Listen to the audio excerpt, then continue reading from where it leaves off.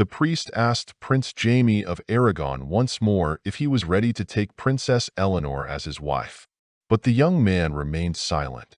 A disgruntled murmur rippled through the temple. Pressing his lips together, the heir apparent took a step back. The reaction of his father, the king, was instantaneous. Leaping from his seat, he rushed to his son and declared loudly, "Agreed?" With a sigh of relief, the priest continued the ceremony. Meanwhile, Eleanor trembled with humiliation. She felt out of place. The girl who had almost been abandoned at the altar was born in July of the year 1307. Her father, King Ferdinand IV of Castile, had promised her in marriage to the Aragonese prince when she was just a child. The two families were bound by blood ties and political interests, so Eleanor had known from infancy whom she was destined for and had been preparing for her role. The Princess of Castile was taught not only court etiquette but also mathematics, history, literature, ancient and European languages, and even archery. The latter was not mandatory, but after witnessing her brother practice, Eleanor begged so passionately to be allowed to learn that her guardians eventually relented. Guardians, because the princess lost her father at the age of 5, and soon after, her mother as well. The royal children of Castile were too young to rule, so various clans vied for power, seeking to keep the prince and princess under their control. However, their grandmother, widowed Queen Maria de Molina, outmaneuvered them all. Ultimately, she took Eleanor and Alfonso under her wing. As time passed, it became necessary to fulfill their marital obligations to the Aragonese house. The Castilians had to remind them of this, as the other side was slow to send suitors. The issue was that Prince Jaime, Eleanor's betrothed, had a strong aversion to worldly matters and dreamed of entering a monastery. It was in vain that the king painted a picture of how beautiful the bride was and promised victories in future great battles. The prince sought support from Rome, and Pope John XII blessed Jaime to take holy orders. The king was furious. He ordered his son to stop fooling around and marry immediately. In October of the year 1319, Eleanor and Jaime were wed, but the prince had already devised a plan. When the guests returned home and preparations were made for the wedding night, Jaime of Aragon mounted his horse and galloped off to the monastery of San Francisco de Tarragona.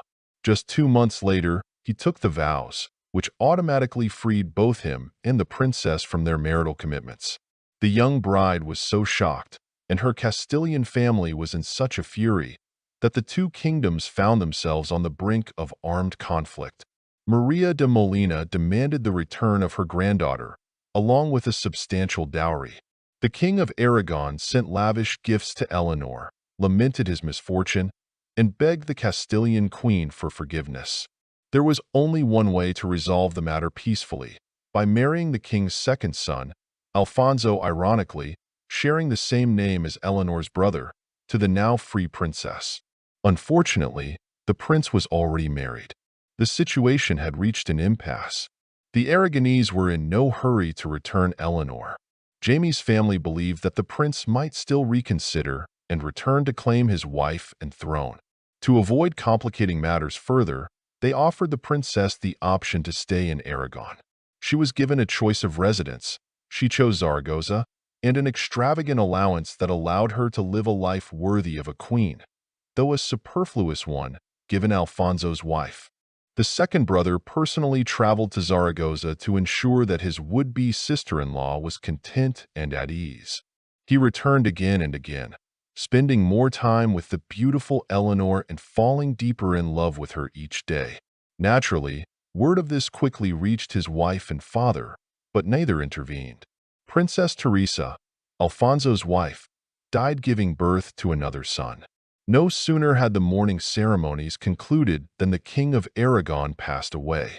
Unexpectedly, Alfonso found himself with both freedom and a crown. Where did the new king go first? To Zaragoza, of course. He immediately proposed marriage, and the princess accepted.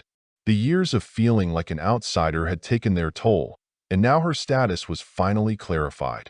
However, just to be sure, Eleanor wanted to consult with Rome. Could her marriage to Jaime be considered invalid? When she received a positive response, they held a lavish wedding.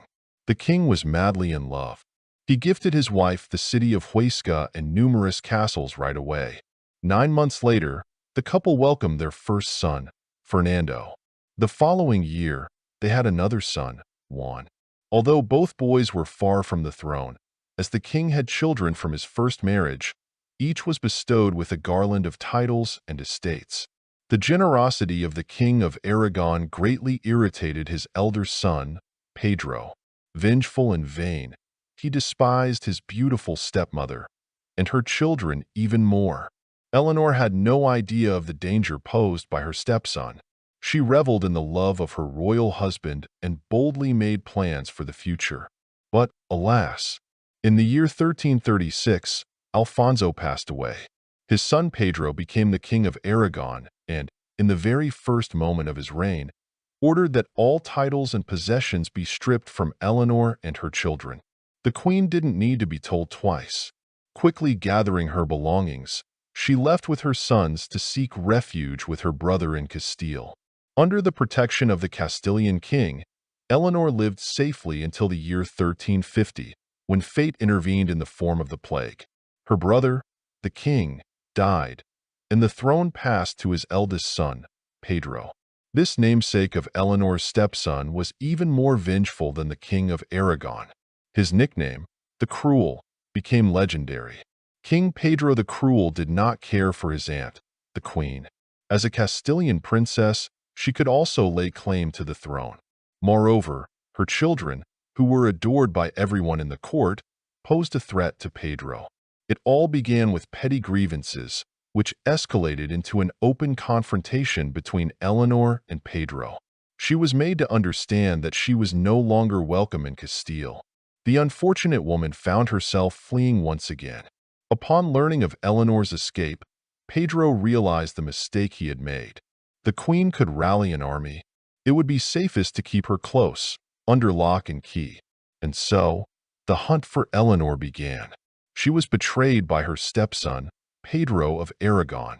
The other Pedro, the Cruel, imprisoned the queen in Castroheris. Her son Juan, who attempted to intervene, was killed on his orders. Since another prince, Fernando, had joined Pedro's main rival and was poised to storm the fortress where Eleanor was held, the decision was made to eliminate the queen. In the year 1359, the Castilian princess was strangled in her prison. Her younger son was also seen as a liability by both King Pedro the Cruel and King Pedro of Aragon, so the prince survived his mother by only a short time. He was killed 4 years later on the orders of one of them. Sometimes history plays a bitter joke. Had the King of Aragon not insisted on a marriage for his monkish son, Eleanor of Castile might have lived an entirely different life.